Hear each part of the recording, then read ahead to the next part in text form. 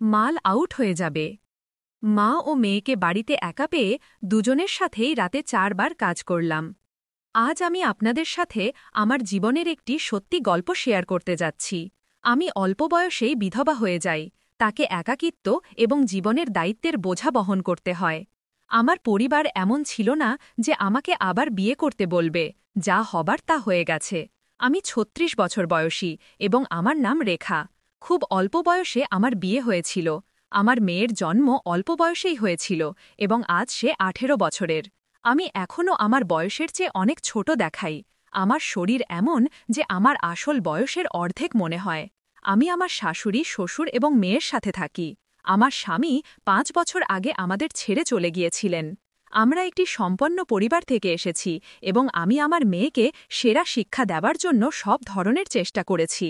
আমি তাকে জয়নগরে উচ্চ শিক্ষার জন্য পাঠিয়েছিলাম। আমার শাশুড়ি বলেছিলেন, মেয়ে, কয়েক দিনের জন্য জয়নগরে গিয়ে তার পড়াশোনায় সাহায্য করো যাতে তার কোনো সমস্যা না হয়। এইভাবে ২২ নভেম্বর আমি জয়নগরে পৌঁছালাম। আমার মেয়ে স্টেশনে আমাকে নিতে এসেছিল এবং আমরা দুজনেই তার ফ্ল্যাটে পৌঁছালাম। আমি সরাসরি বাথরুমে গেলাম নিজেকে সতেজ করার জন্য। আমি নীল রঙের নাইট গাউন পরেছিলাম এবং নিচে কিছু পরিনি ছিল না। যখন আমি বাথরুম থেকে বের হলাম, আমার মেয়ে চা বানিয়ে আমাকে দিল। ফ্ল্যাটটি ছোট ছিল কিন্তু খুব আরামদায়ক। আমি কয়েক দিন এখানে থাকার কথা ভেবেছিলাম, তাই পরিবেশকে স্বাচ্ছন্দ্যময় করার চেষ্টা করছিলাম। সন্ধ্যায় আমার মেয়ে আমাকে তার বন্ধুদের সাথে দেখা করার পরিকল্পনা সম্পর্কে বলল এবং বলল, মা, আমি কিছুক্ষণ পর আসব, আপনি বিশ্রাম নিন। আমি বই পড়ার চেষ্টা করলাম কিন্তু মন বসছিল না। ঠিক তখন দরজার বেল বাজল। আমি দরজা খুললাম এবং সামনে একজন যুবক দাঁড়িয়েছিল। সে হাসি মুখে বলল, নমস্তে, আমি অজয়। আমি আপনার মেয়ের প্রতিবেশী এবং তার কলেজের সহপাঠী। সে বলেছিল যদি কোনো সাহায্যের প্রয়োজন হয় তবে আমি আসব। অজয় অত্যন্ত বিনয়ী এবং মৃদুভাষী ছিল। সে আমার জন্য কিছু স্ন্যাক্স এনেছিল এবং বলল, আপনি এই নতুন শহরে একাকিত্ব বোধ না করেন তাই ভাবলাম আপনার সাথে দেখা করে আসি। আমরা কিছুক্ষণ কথা বললাম। সে বলল যে সে একা থাকে এবং পরিবার থেকে দূরে পড়াশোনা করছে। তার কথায় এক অন্যরকম সরলতা এবং আন্তরিকতা ছিল। আমি দীর্ঘদিন পরে কাউনের সাথে এভাবে খোলামেলা কথা বলতে পেরেছিলাম। দিন যত গড়াতে লাগল, অজয় প্রায় আসা যাওয়া করতে লাগল। আমার মেয়ের ফ্ল্যাটের ছোটখাটো কাজে সে সাহায্য করত এবং পাশাপাশি আমার চিন্তাও করত। আমি তার সাথে বেশ স্বাচ্ছন্দ্য বোধ করতে শুরু করলাম। একদিন সে আমাকে বলল, আপনাকে দেখে মনে হয় না যে আপনি এত বড় দায়িত্ব সামলাচ্ছেন। আপনি নিজে খুব যুবক এবং শক্তিশালী। তার এই কথাগুলো আমার হৃদয় স্পর্শ করল। অজয়ের সাথে কথোপকথনের ধারা ধীরে ধীরে বাড়তে লাগল।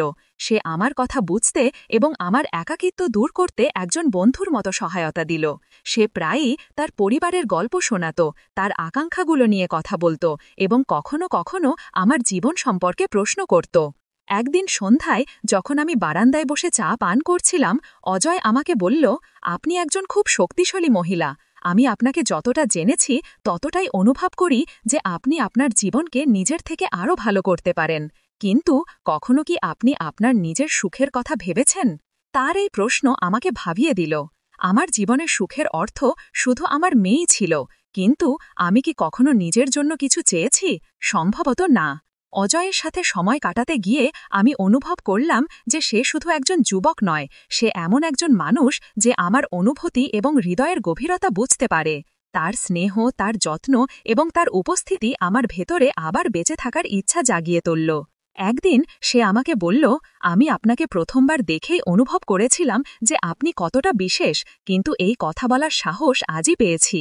আমি জানি আমাদের মধ্যে বয়সের ব্যবধান আছে, কিন্তু আমার জন্য আপনার বয়স শুধু একটি সংখ্যা।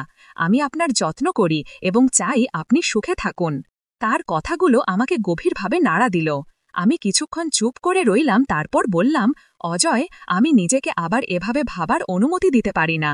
আমার জীবন আমার মেয়ের চারপাশেই ঘোরে।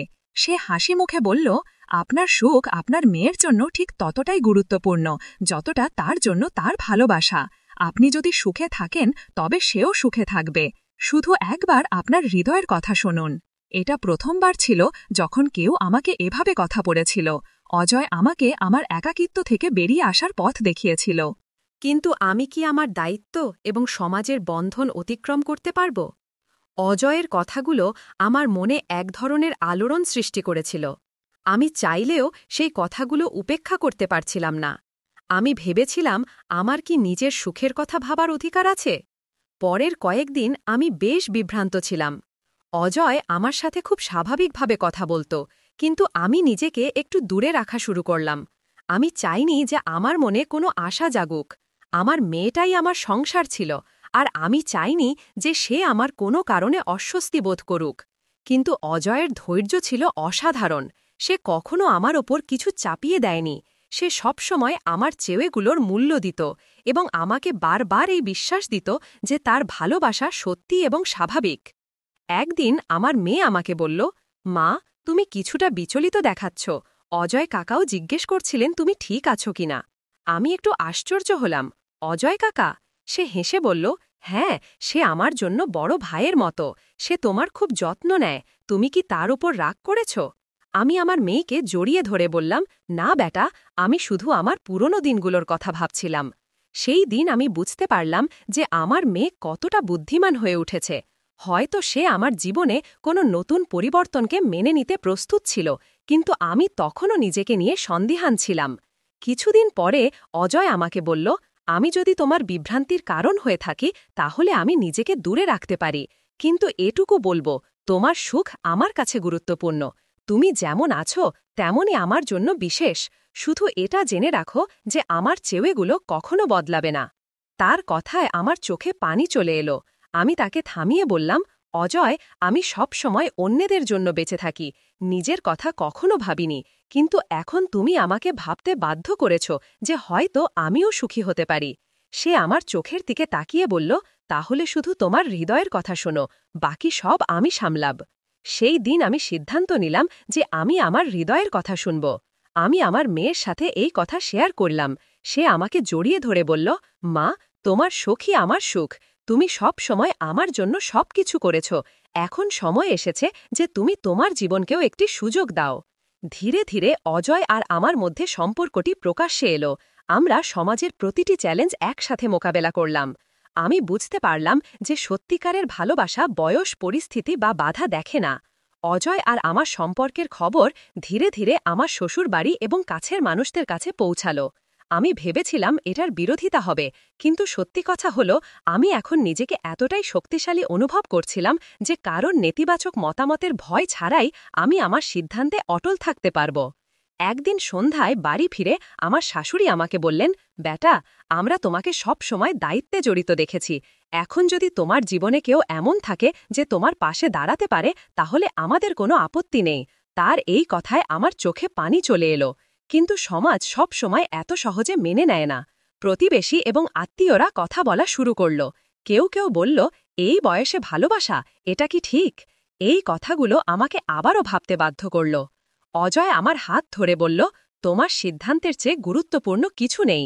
মানুষ তো সব অবস্থাতেই কথা বলবে, কিন্তু এটা তোমার জীবন এবং তুমি এটা তোমার শর্তে বাঁচার অধিকার রাখো। আমার মেয়েও প্রতিটি পদক্ষেপে আমার পাশে দাঁড়ালো। সে বলল, মা, তুমি সব সময় আমার সুখের জন্য ত্যাগ করেছ, এখন তোমার সুখের সময়, আমি তোমার সাথে আছি। তার এই কথাগুলো আমাকে ভেতর থেকে শক্তিশালী করে তুলল। ধীরে ধীরে আমি এবং অজয় আমাদের সম্পর্ককে একটি নাম দিতে সিদ্ধান্ত নিলাম। আমরা খুব সাধারণভাবে শাদী করলাম, শুধু আমাদের কাছের মানুষদের উপস্থিতিতে। এটি একটি নতুন শুরু ছিল, যেখানে বয়স, সামাজিক চাপ এবং প্রথা পিছনে পড়ে রইল এবং শুধু সত্যি আর ভালোবাসা জয়ই হল।